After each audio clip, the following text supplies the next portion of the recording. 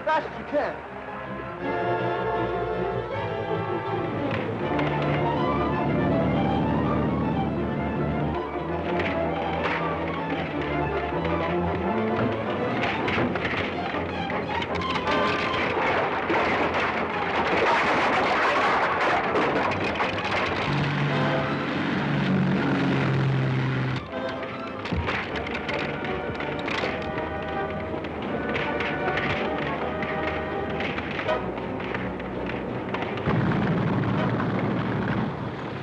I can't get very close to that fire. You've got to. Dick Tracy's aboard that ship.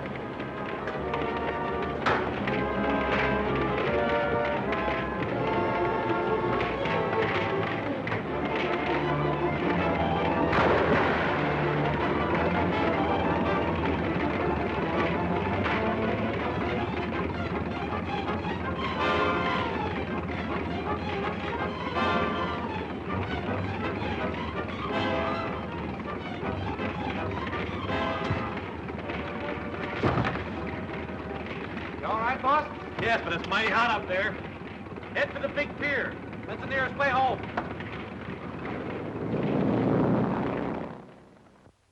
There we was, creeping along.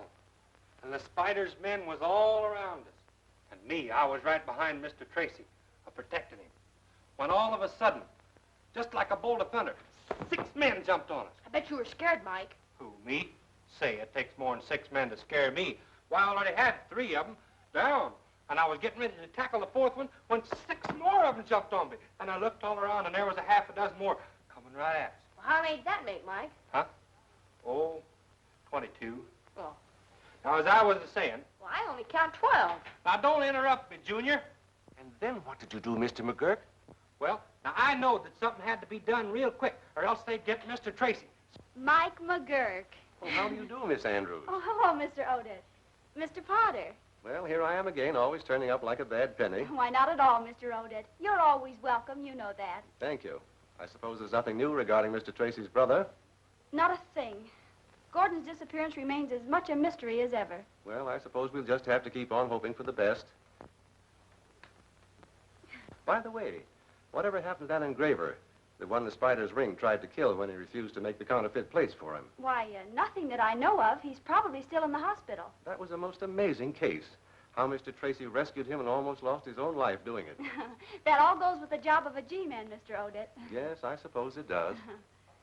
Well, tell Dick we dropped in, will you? Oh, I shall be glad to. Thank you. Goodbye. Goodbye. Goodbye, Mr. Potter. Goodbye. But the first place the Spider's ring took you to, Mr. Calder, can you give me any idea where that is? Well, when my mind became clearer, I discovered I could see under the blindfold. The walls were paneled to the floor. Must have been a rather large house to have paneled walls. Did you see anything else? Any of the people? I was afraid to try, but I did see a large black cat in the room, and I heard a man walking. It sounded like he was lame. Could you see his feet? Hello, Doctor. Glad to see you, Mr. Tracy. Well, we're losing our patient today. How's that? Mr. Calder's family are anxious to have him at home. They called me again just now, and I agreed to let him go this afternoon on one condition. That the bandages are not to be removed until I say so. That suits me. They're sending a car for you at 3 o'clock. I'll leave word at the desk to have you ready. Doctor, could I see you alone in your office for a few minutes? Why, yes, of course. I'll be in my office. I'll see you there in about 10 minutes.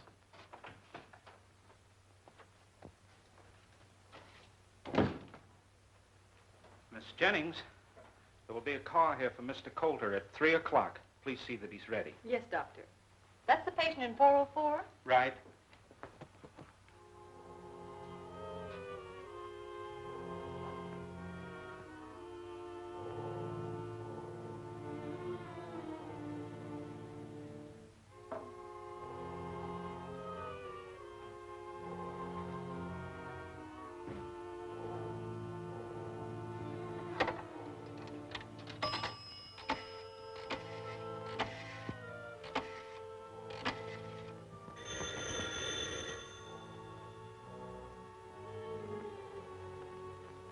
Hello?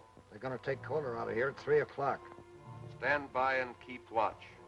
Report immediately if there is any change in the time.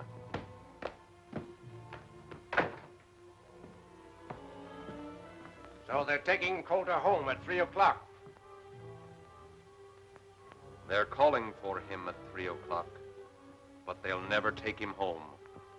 Coulter carries the mark of the spider, and no man has ever borne that mark and lived. Well, that is very true, but... There must be no exception. Gordon is right, Moloch.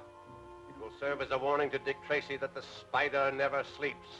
Very true, only it is too bad that we must abandon our plan to have him make the counterfeit plates. Coulter is such an expert engraver. But he has already refused. And that is also very true, my dear Gordon. But I recall a surgical case wherein a man's nature and his mind were completely changed by a simple little operation. I seem to have a vague recollection of hearing or reading such a case. The operation was on the brain. There is nothing strange about that. Such cases have always received considerable publicity. You undoubtedly read of it in the newspapers. Then you believe such an operation would bend Coulter to our will? I know it would. Then it shall be done. There is just time to countermand my previous plan and make new arrangements. But at 3 o'clock, Coulter will be here.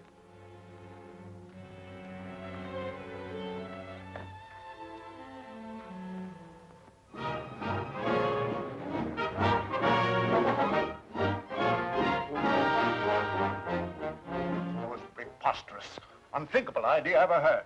I won't allow it.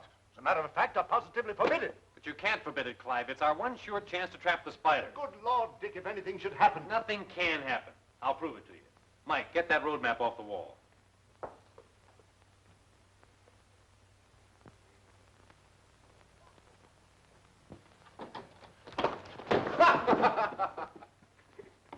You're a lot of help.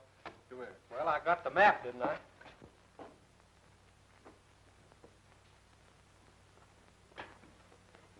Now, let's see. Here's the hospital. We throw a ring of our department cars with their two-way radio, completely encircling the hospital. If the spider ring shows up to get Coulter, as I expect, their car will be spotted by one of our guards and its description immediately broadcast to all the other cars. What, with so many cars following Dick, it's... Only one of our cars will be following the spiders at a time. The others will be on roads paralleling the route. Oh, I get the idea. Then there'll be a net around the spider car all the time.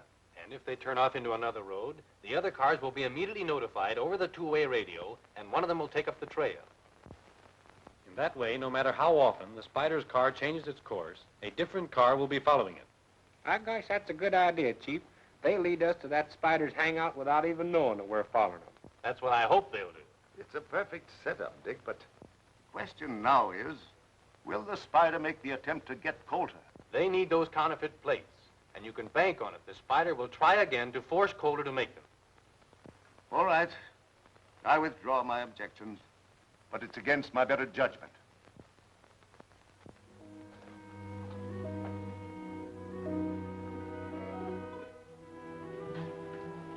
This is that third-degree burn case, Miss Jennings. Yes, Doctor.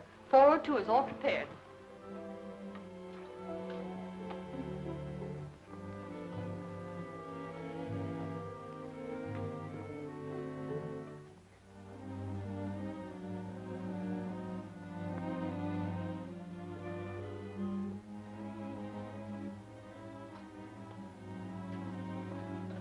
You may go now, Miss Jennings. This nurse will be all the help I'll need. Very well, Doctor.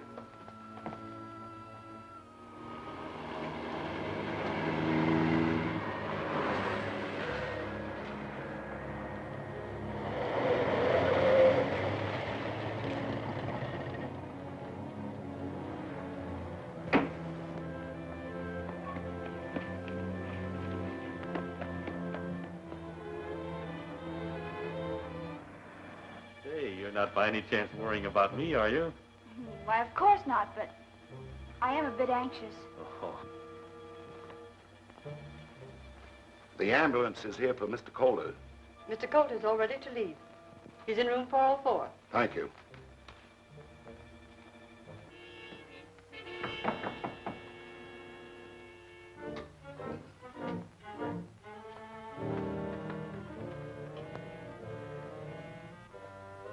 All right, Mr. Calder, the ambulance is here. I recognize that voice, Miss Andrews. That's one of the Spider's men.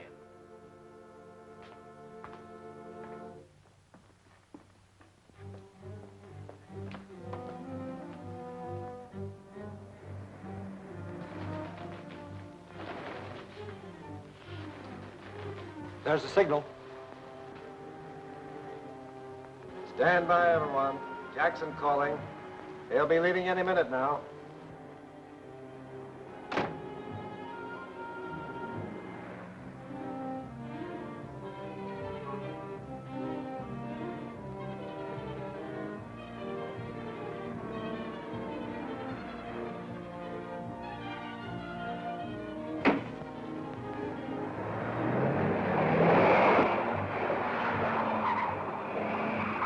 Jackson reporting. Car heading south.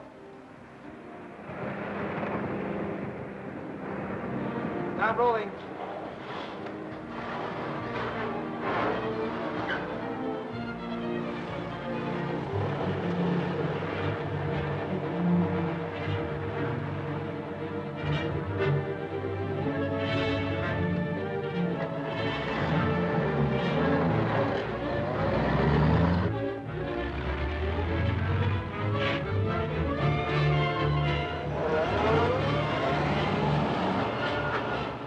I don't see why we got to stick behind all the rest of them. I'm getting tired of being last all the time. Well, no use taking any chances on the Spider's men recognizing us, Mike. Then they'd know something was up.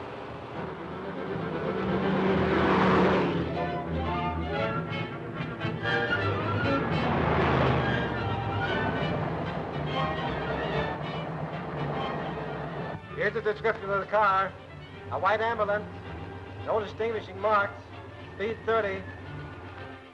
Passing Kane Boulevard. Jackson. Kane Boulevard. See where that is. Here it is. You gonna mark where the G-Man cars are, Mr. Anderson? Sure thing, Junior. There's 3 of them spread out over there, 3 over here. Gosh, the Spider's car's right between them.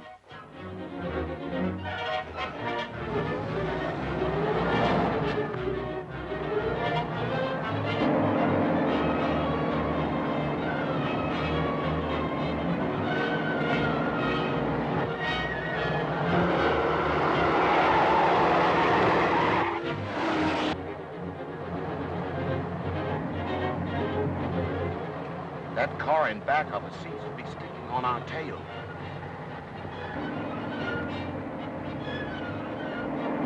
I'll turn off at Chester. Watch if it follows. Right.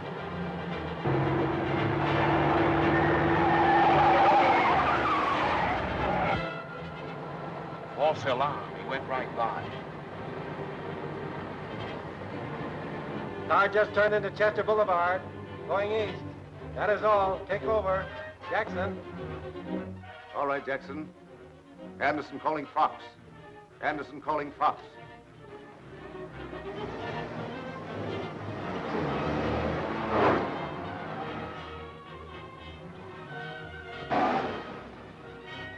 Come on, Coulter. You're getting out here. Yes, it's not wise to keep the Spider waiting.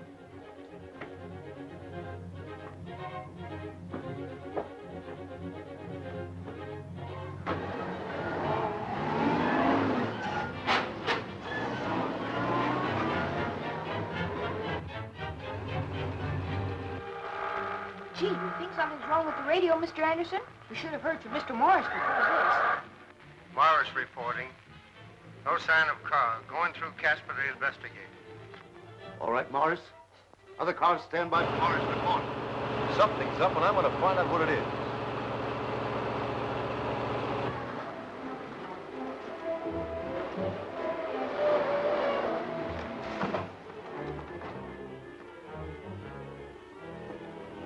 Why, he's gone. They've switched cars.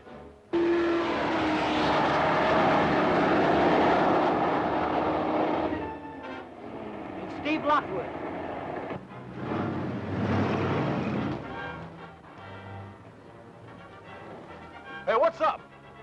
we'd like to find out. Here's the ambulance, but Dick Tracy and the Spider Gang have disappeared. So there's been another car here. Did any car turn out of Casper while you were watching? Yeah. A flower slide delivery car headed south. That's it. They switched Dick into that florist truck. Quick, broadcast a description of that truck to the other cars. Come on, Mike. Gotta locate that truck.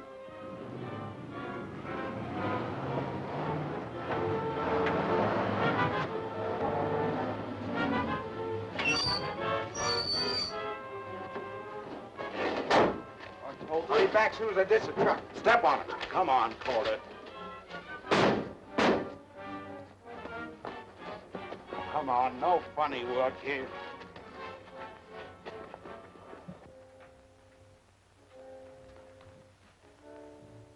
Welcome, my dear Mr. Coulter. We are delighted to see you again. We're wasting time. Take Coulter to the operating room. All right, stick him up. Get over there. Get over there. Now, back up. Back up!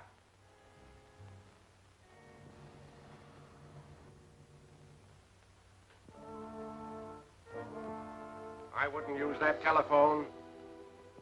Drop that gun.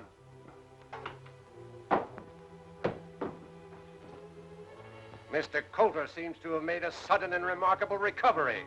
My dear Moloch, you had better examine Mr. Coulter's head. It may need a new dressing. Dick Tracy. Seems your wish has come true. Dick Tracy is here to take Mr. Coulter's place. A marvelous opportunity. Take the great Dick Tracy to the operating room.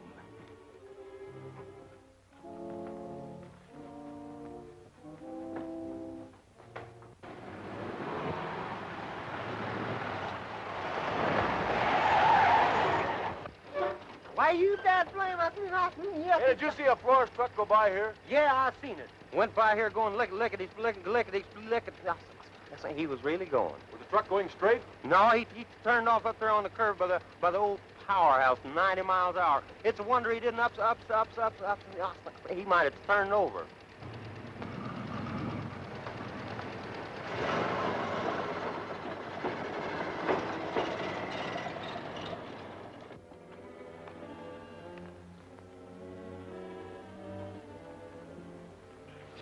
Get the ether ready and the cone. Would you increase the heat under that sterilizer, Gordon?